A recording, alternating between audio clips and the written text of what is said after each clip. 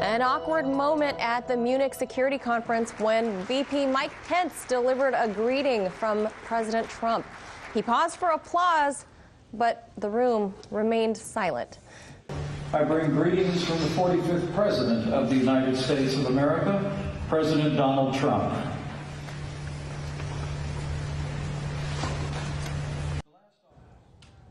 All right, that echoing the sentiment from the U.S. European allies as they have grown increasingly unhappy with America's foreign policies, especially concerning the U.S. withdrawal from the INF Treaty, the Paris Climate Accord, and the JCPOA, better known as the Iran nuclear deal. So joining us now to discuss America's growing unpopularity, former Pentagon official Michael Maloof.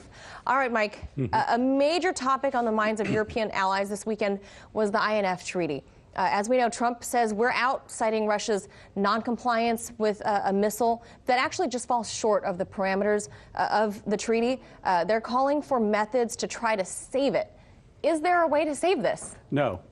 That's all, folks. All right.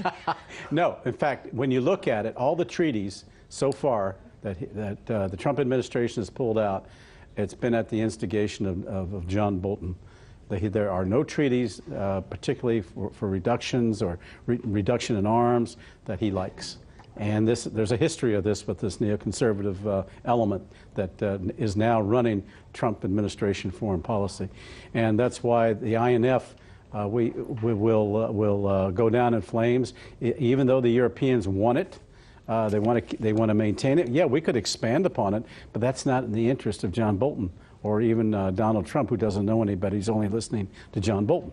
But Bolton clearly is in charge of the foreign policy, and that's the way he's guiding it in his own image and likeness. And this is really creating a disaster for us. Yeah, I mean, if Trump is unpopular there, then I can only imagine Bolton's popularity and what that would be like. Well, anytime he shows up, they don't particularly want to see him.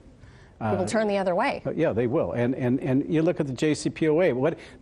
That was a watershed moment when they dropped out of that. Yeah. And then subsequent to that was the other treaties like INF, which you got to watch out for. But the JCPOA, the U.S. dropping out, happened before Bolton took the national security advisory. But he was under influence of the other neocons. Other neocons. Of course, he was being guided. He was actually being advised by Bolton even before he formally took the position. Bolton acolytes, I imagine. Oh, there were.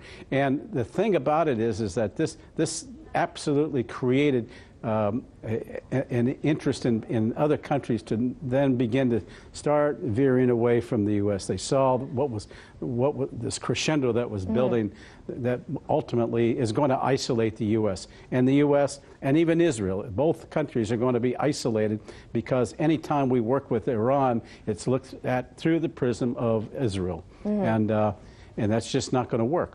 And these other countries that signed the JCPOA created a mechanism to try to bypass it.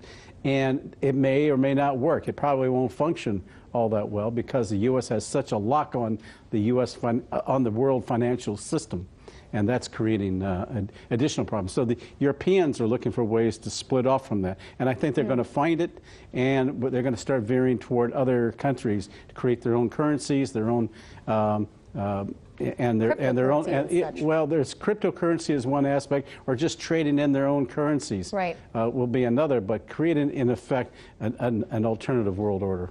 And now let's talk about the woman whose photo is right behind me there, German Chancellor Angela Merkel. She used her time to take some very thinly veiled swipes at Trump. She bolstered multilateralism. She lamented the U.S. scrapping the INF Treaty. So with this type of unraveling of U.S. relationships, what does this do then to global security, Mike? I mean, that's what this conference was about. Well, it's beginning to show this schism and an isolation of the U.S. from the rest of the world. And it's actually, even though the United States wants to keep its U.S.-led world order intact, it's actually doing everything it can to dismantle and destroy it. because the other countries are looking for alternatives. These are all exporting countries. They've got to trade. Their lifeblood is trade. So they're going to be working with countries that are much more amenable and aren't imposing tariffs and other sanctions on them. And that's the way it's going to be going, unless and until Trump leaves. And you know, Javad Zarif, the Iranian foreign minister, he took an overt swipe at Trump and the new relationship that Trump has with North Korea. He said that his country worked out a 150-page deal, unlike Trump, he says, who created a 2-page document and a photo op. What does that say about the U.S. when Iran is criticizing the U.S.? Well, Iran has a lot of reasons to criticize the U.S., but what this shows is that I think what Zarif was getting at is that anything that Trump administration, and particularly Trump himself, does is all for show. It's all showmanship. It's just to play the thing that he's working on things. I mean, nothing has come of our understanding with the North Koreans. They haven't agreed to a thing yet. Nukes from North Korea no longer are a danger, according to Donald Trump, as a consequence. Whereas just before that, he was ready to go to war with them. Right. So, but nothing concrete. Nothing. That's right. Nothing. All right. As always, thank you for letting us pick your brain today, Michael Maloof. Yes.